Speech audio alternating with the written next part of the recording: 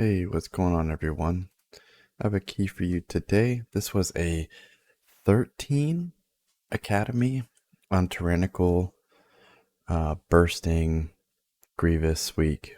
It was pretty tough. The big thing here is this first boss. So, looking at my stats, hang on, I'm pretty low on haste. So I'm going to take haste for this one.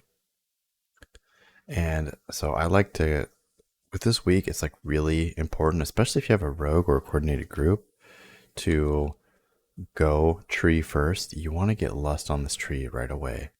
And during a pug group, this is going to define so much of the dungeon, is if you can do this or not. I'll talk about it when we get there. So I have a elemental shaman. I'm trying my best to keep stuff in his earthquake as much as possible. So these lashers are putting out those green circles on the ground. The big lashers are. So I move them out and then I try and move them back in for his earthquakes, just to try and get like optimal damage going. Trying to set him up as much as possible.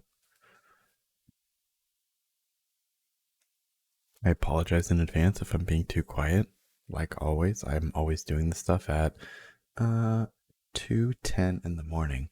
So my daughter sleeps in the room above me, so I have to be a little quiet. So yeah, these skitterflies jump to people, they enrage. You can shiv these or soothe or whatever you want to call them, but they're going to keep enraging and jumping to people. On higher fort weeks, that will suck, so you have to be very mindful of those. You have to kill all, if you didn't know, you have to kill all of these to start the boss, pretty much.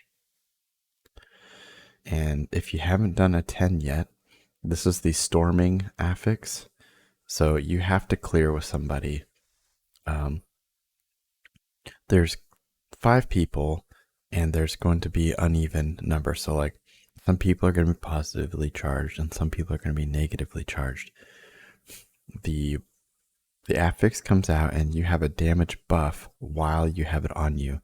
But then after a certain amount of time, you need to clear it with. So if you're positive, you have to clear with somebody negative. One person is going to be stuck with the debuff because it's an odd number of people, which is fine.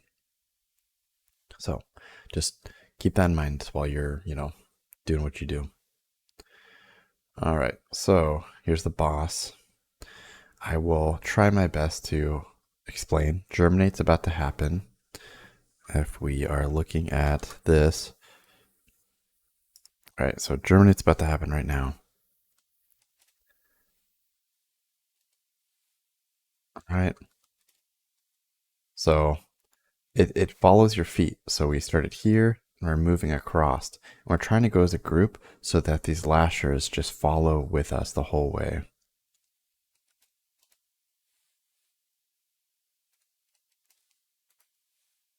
So you see it kept going, kept going. If you don't move fast enough, it's going to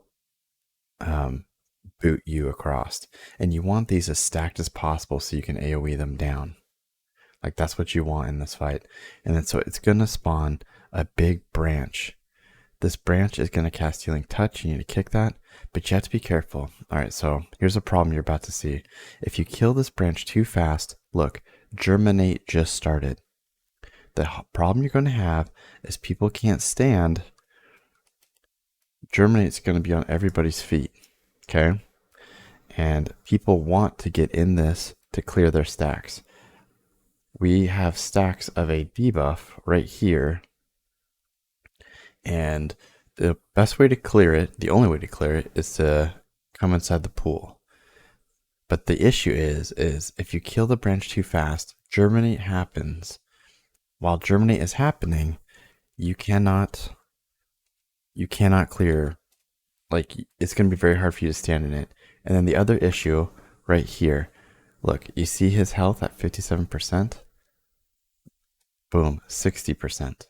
Now he's at 60. So if he stands in the circle, he also gets healed. So the idea here is to keep the branch alive for at least after germinate phase ends. When germinate phase ends, you need to move the boss out of the ring, but put yourself in it to clear your stacks. So right now I have 11.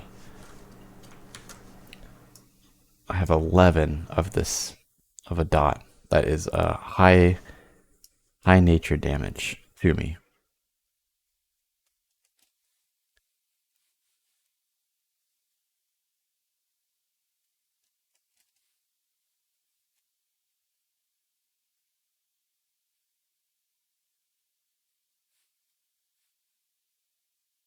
Okay, germinate goes out. Here's all the little lashers. He was in it again, so he healed again. I do not know if this will stack. I don't know if it's health base percentage, like if it's going to be more the next time or not. So now look, we're like completely disorganized. The lash, like these germinate roots are going everywhere. They're not stacked at all now. Meanwhile, I have 58 of that dot. I was taking like all of my health. So if you look, oh, you couldn't see, but I had like so much of this debuff going on. Okay, so branches back out. Lashers are kind of nuts.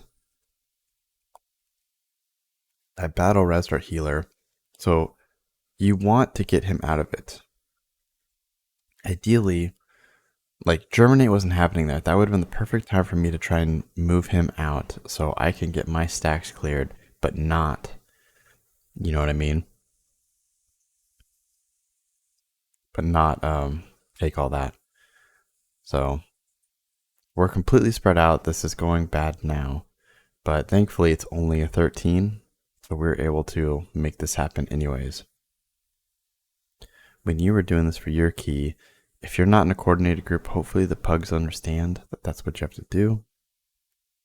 And if you didn't know, the circle will clear your stacks. Also, it will heal him, so you have to be good at positioning and controlling that. Okay, fun stuff.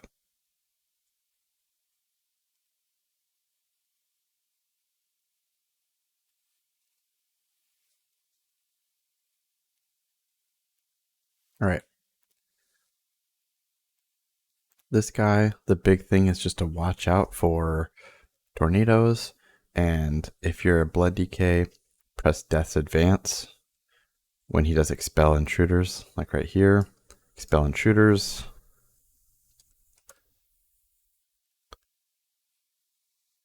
Deadly winds, you need to stay out of those. They're gonna just swirl around the room. They will do a lot of damage to you. You can use AMS during his Storm Strike thing or whatever he does. It's all Storm Slash is completely 100% nature damage, so you can take care of that. So I messed up here. I was going to be okay, but you know, Archie was ready for it.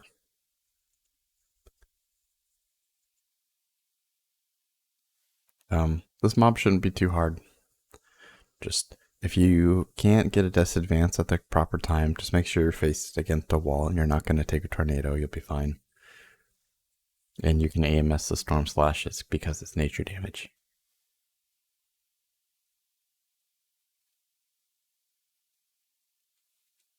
For this boss coming up, he does a Screech, which will be a stacking debuff, and it is nature damage, so you can AMZ for your group.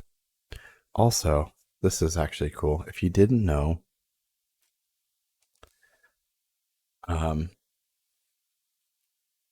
bursting is shadow damage, so you can AMZ to help your team. So look, bursting's happening, all shadow damage. So there's two ways you can go about this. You can AMZ, your team can stand in it during the tick damage to take less, or you can, as a blood decay, avoid the stacks altogether. If you pop AMS right when things are about to die, you will not even take stacks. You just will avoid them. So if everything's about to die all at the same time, you can pop AMS and then just not take any stacks. So, little tip for you if you didn't know that. And if you have any way to mitigate magic damage, bursting will apply there.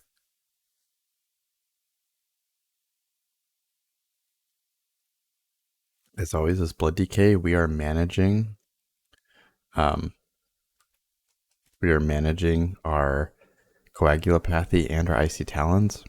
A welcome addition this week, they changed it so icy talons, instead of being 6 seconds, it is now 10 seconds.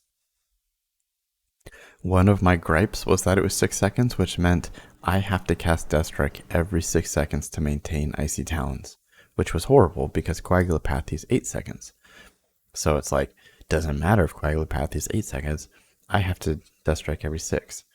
Now that it's 10 seconds, it's good for all specs, and it's like, as long as I'm maintaining coagulopathy, icy talons will be maintained as well, which is nice. Alright, here's this Croth guy. Savage Peck is exactly what it says. It's freaking savage. It'll clap you pretty hard on higher keys. So you have to be ready for it. Deafening Screech, here we go. So it's 100% nature damage.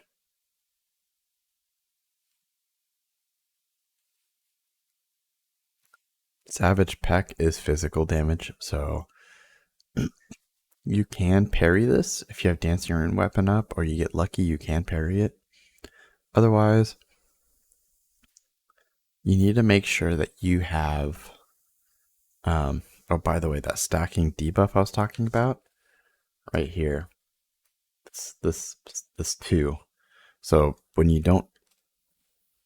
phase him, like when you put this part right here with this little balls, you have to pick between red or yellow, and you have to take these balls and put them into one of the circles.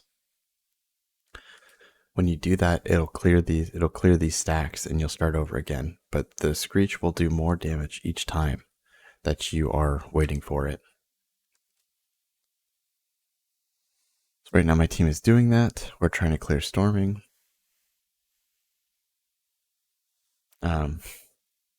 So yeah, we're at 4 stacks of that. It's starting to hurt. We need to phase this guy soon. I think they only grabbed 2 of the balls, and now they're getting the 3rd to start him over again. So we throw it in. I'm going to get Savage Pecked, and the stacks are gone. So Savage Peck is a tank buster.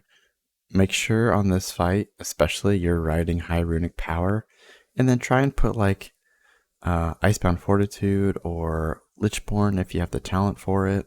Just any kind of mitigation. Rune Tap if you use it. Any kind of mitigation would look great there. But if you know it won't one-shot you, like if you're healthy enough, just press Death Strike right after it goes off and you'll be fine.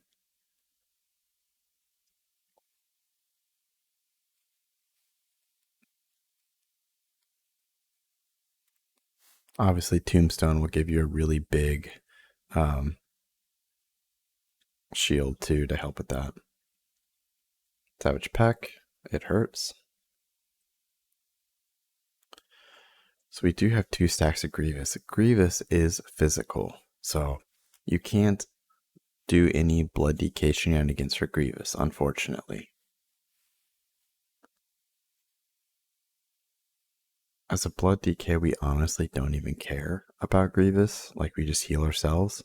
If there's nothing to fight, it's dangerous, but during like a pack-to-pack situation, we don't care really. We just Death Strike it through. Like, it's really hard on healers. I do not envy playing healer. This expansion so far has been really punishing on healers. Which, you know, so right there I took a Savage Peck. I have a bleed on me, and I'm just gonna die. Like, the the Savage Peck happened, and then he died. So I never had a chance to Death Strike it back. And that's kind of like the woes of being a Blood DK.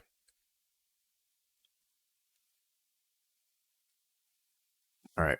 Let me go back a little bit to look at that route for you. Do I look? Yep. Okay. So in this route, this is a dorky route actually. We're going to come from here. We're going to go to this platform right here. So you can just walk around this and then just grab all of this, and that's fine. And then pretty much here, you kill everything around. Be careful this week with bursting. Don't try and pull too hard. The reason why we don't take these, if you can tell, there's 2 of them here, 2 of them here, 2 of them here. For the most part, we're skipping them all. These are the ones that do the arcane blast. I think we get 2 right here actually, but that's about it. Like, it's easier just to kick these. It's just very kick intensive and it's very hard. And so it's better to skip them if you can. So another little side note here is if you have a rogue, you can just shroud this, come up, and then start this pull. Like, you can just shroud. If you don't have a rogue, then you need to kind of just backtrack on that platform down to this platform and then come. It's not that much of a time, especially if you mount up, and then just make sure you watch out for this pull again. But a rogue makes this pull so much easier. Okay.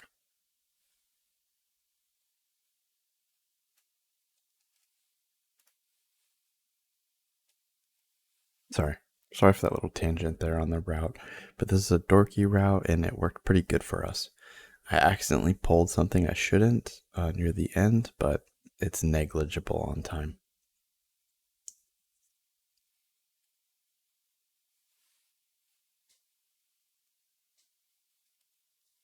So here's the 3-pack you want to skip if you can help it. So he does shroud us here. I don't think you need it, but you definitely can. And then you need to grab just all of this together. These little foragers like to go on other people. The only thing you need to worry about is the scepters. Have the mystic blast you need to get rid of. And then this guy will do a vicious ambush, which kind of sucks. And then he does this giant cone in front of him, which, you don't want that. See, right there. So just sidestep that every time you can. I don't know if he goes on just the tank or not. I think he just kind of puts it on whoever. So just always make sure you're trying your best to bait it away from the team, but just be prepared to sidestep it. Again, you should fight this pack alone because it does have the mana fiends and the scepters. Surge doesn't feel good. Mana Void will drain mana from people, so you don't want your healer getting hit by that. And always I have Archie's, or whoever healer I'm with, I have their mana right here. And this also tells me when they're drinking too, which is really nice.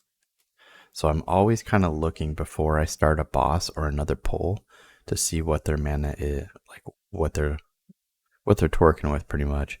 So I wanted to grab this one too, but I saw that my teammates were getting aggro. So I was just trying to I don't know, be careful of that and then just watch out for the frontals of the Rift Breath.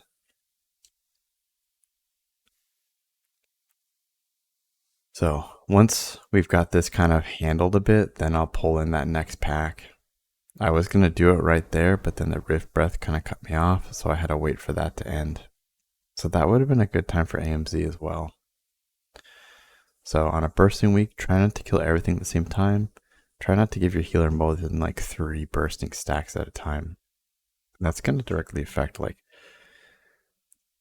you want on. It sucks because on tyrannical weeks, you want to, like, feel like a god and just pull half the goddamn planet in one pull because you can live it. It's not fortified. Like, you take so much less damage. You're fine. But honestly, this is the most dangerous for your team that it's going to be. Like, Archie has 30% HP, 28%. Like, he's sipping on fumes right now. So I'm actually giving him a second to. Do I give him a second? I see he's drinking. Nope, I didn't really give him a second. I think he actually told me to go. So this might not have been the right play. I should have gotten the 2 packs on the side instead of just that one. You need a lot of AoE stops in this one, and then they're relatively low health, so they're going to die fast.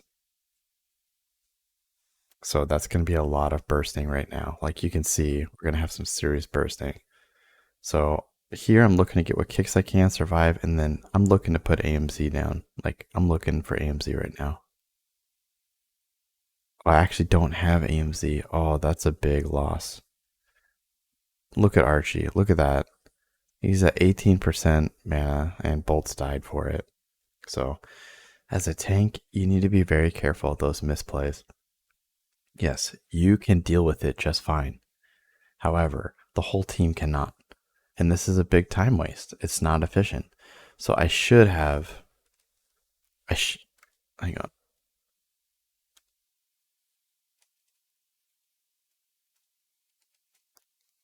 I should have got this pull and this pull together, like around here, and then afterwards got the last pull up top. That's what I should have done. It would have been less things.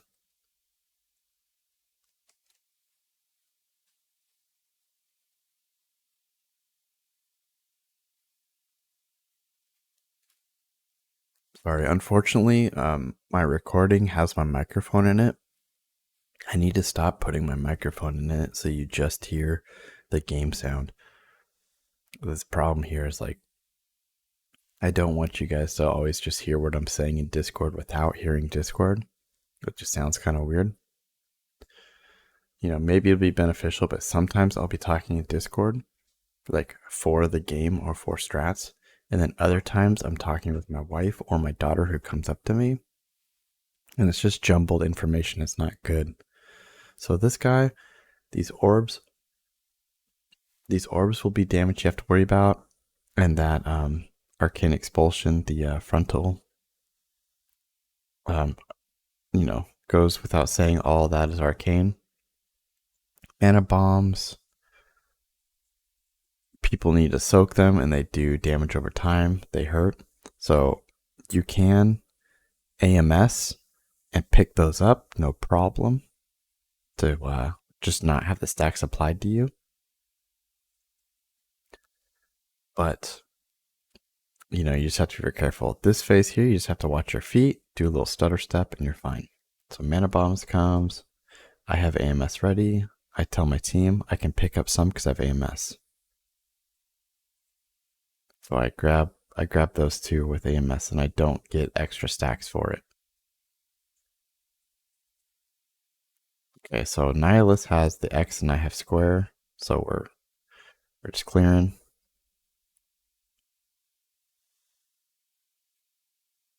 So Mana Bomb will leave a puddle, so you don't want that. It'll put, sorry, I've been missaying the stuff. Arcane Expulsion, you definitely want to be careful with. Arcane Fissure is the watch the feet. And then I don't know what the ability is called for these balls, but they put a arcane damage over time on you right here. So as you grab them, you'll be taking just increased.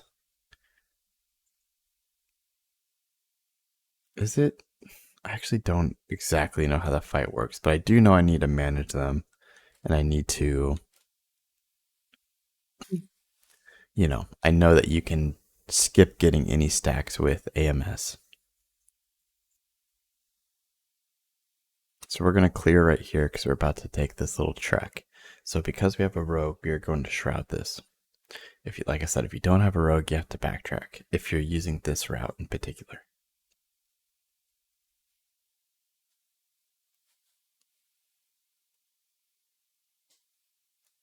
Okay. Now here, that's a little scary. That's the little scary part. You have to jump kind of along the edge. Maybe if you're the rogue, save distract for that pack, not the first one. Okay.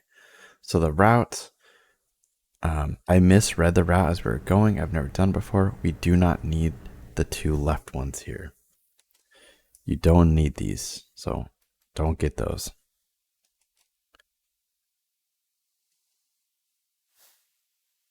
But then basically from there, you're grabbing you're pulling pretty tough in this area. When these guys do their Astral Whirlwind, you can use Blinding Sleet or any kind of disorient to stop it.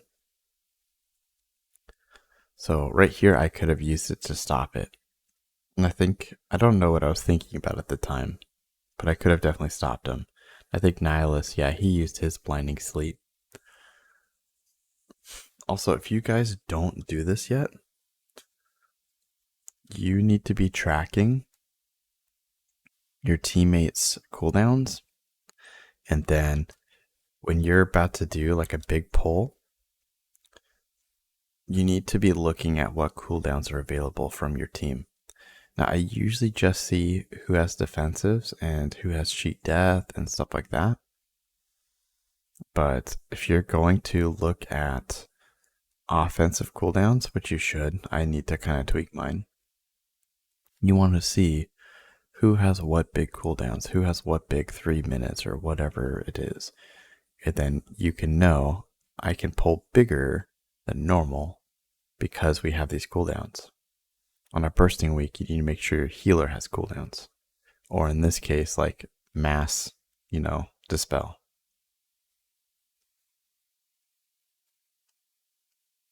Okay, so because I grabbed those two guys, I don't need all this. This is fine. Like these three are fine. In the normal route, you do need these. But because I accidentally grabbed those two before, I just put us over count. And this is going to be extra bursting we did not need. So this was a mistake by me.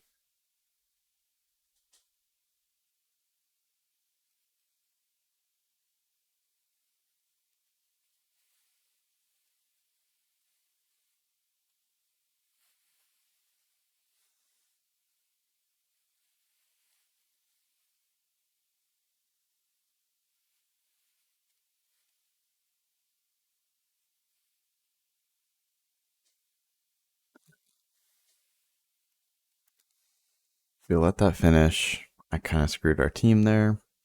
Bursting and Grievous on the same week is like crazy hard. Archie has 6% mana.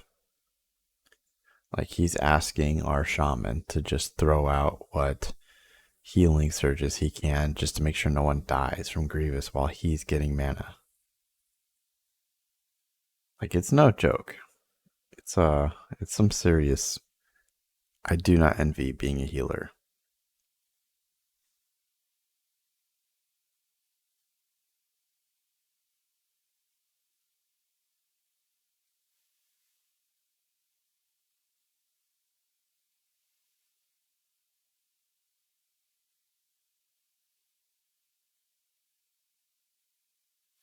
Okay. This boss, he's going to do a frontal you have to dodge. He's going to put a debuff on somebody. There it is, energy bomb.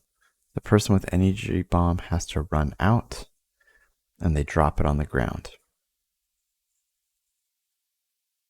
No, that was the wrong one. Astral Breath is a frontal you have to watch out for. Energy Bomb is the debuff. Which one is the one that puts the circle on the ground which you have to dodge? It is that one. It is Energy Bomb. Okay. Then he does Power Vacuum. So he sucks you in and then you gotta just run out. Or if you're Blood DK, you can do AMS and stay out of it.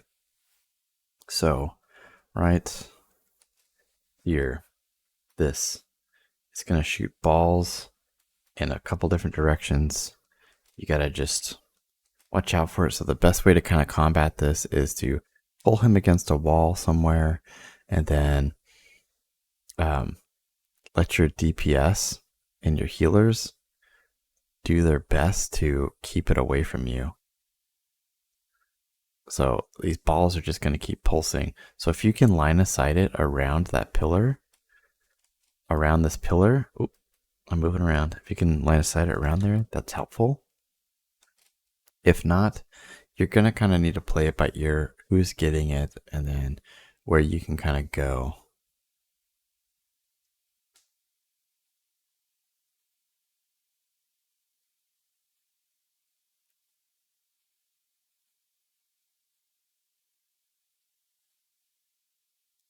But mostly this boss is not hard at all. He's fairly easy.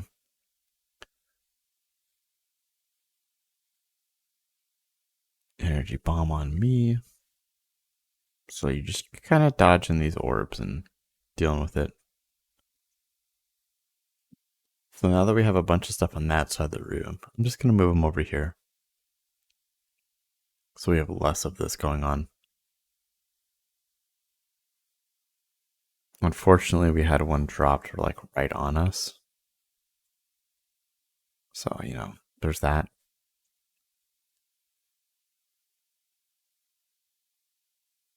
And we need to clear as well.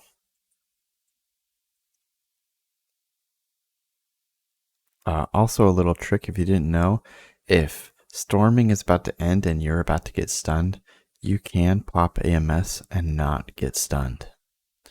Also, if you do get stunned, you can pop Icebound Fortitude to get out of it. But AMS will stop the stun completely. So that one was score for me. It was a pretty big one. I haven't done a Tyrannical Key yet for that. And of course, like always, there was no loot for me. You know, that was our overall damage and everything. I think I show you my skill tree at the end, my talent tree.